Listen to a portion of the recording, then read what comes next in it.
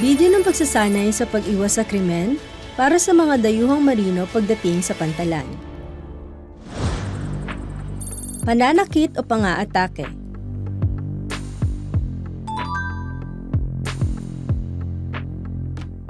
Ang pagdadala o pagmamay-ari ng isang patalim, katulad ng kutsilyo, ay mahigpit na pinarurusahan sa South Korea.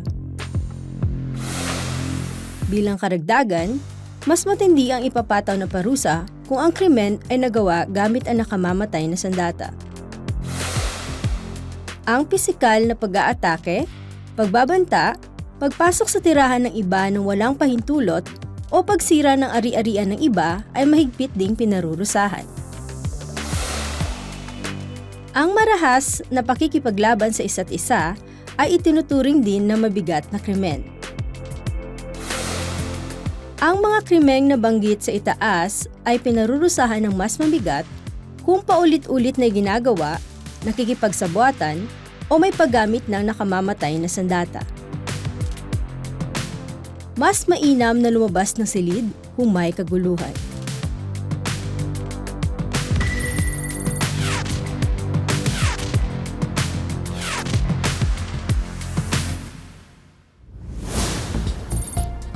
Pagsusugal.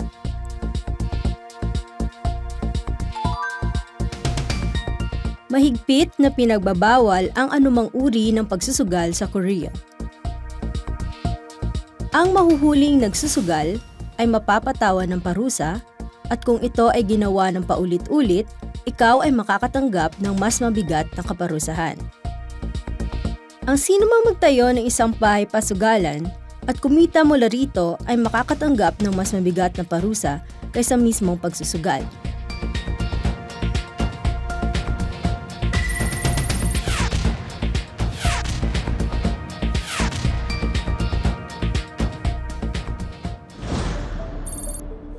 Droga.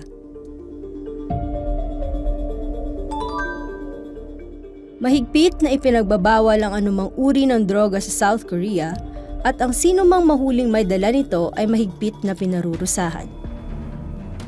Maaari kang maparusahan dahil sa paggamit ng droga at kahit ang simpleng pagkakaroon nito ay maaaring humantong sa iyong deportasyon mula sa bansa.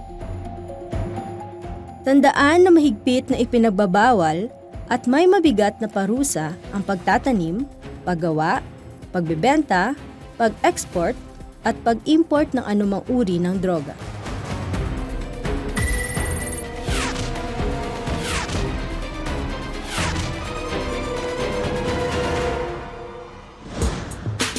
Krimeng sexual.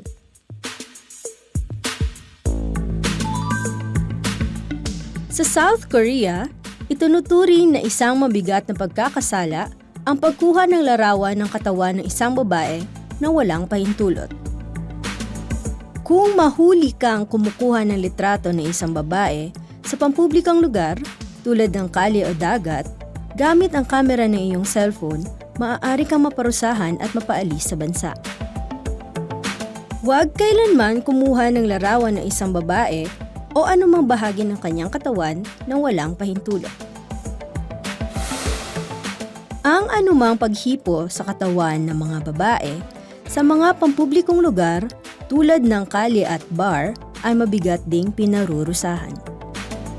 Ang South Korea ay may napakahigpit na batas laban sa mga krimeng sexual, kaya't sa anumang sitwasyon, iwasan ang pagsasabi o paggawa ng anumang bagay na maaaring makapahiya sa isang babae sa sexual na paraan.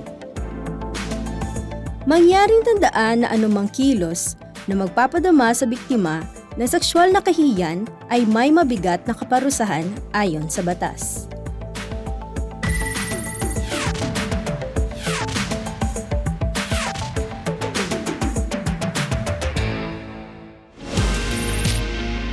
Pagnanakaw. Ang sinumang kumuha ng isang bagay na pag-aari ng ibang tao nang walang pahintulot ay mapapatawan ng salang pagnanakaw. Ang pagkuha ng isda mula sa bangka ng ibang tao o pagbebenta ng ninakaw na isda ay itinuturing na hindi pangkaraniwang pagnanakaw At ito ay may kaparusahan sa ilalim ng mas mahigpit na batas na maaaring humantong sa pagkakulong o multa. Mangyaring tandaan na ang pagkuha ng pag-aari ng iba na walang pahintulot ay isang seryosong paglabag sa batas at maaaring humantong sa matinding parusa.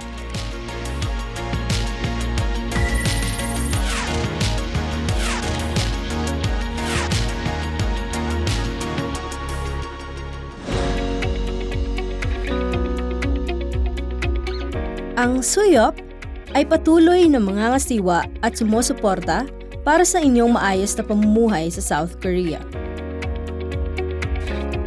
Bibigyang pansin namin ang pangunahing edukasyon upang lumikha ng isang ligtas na kapaligiran.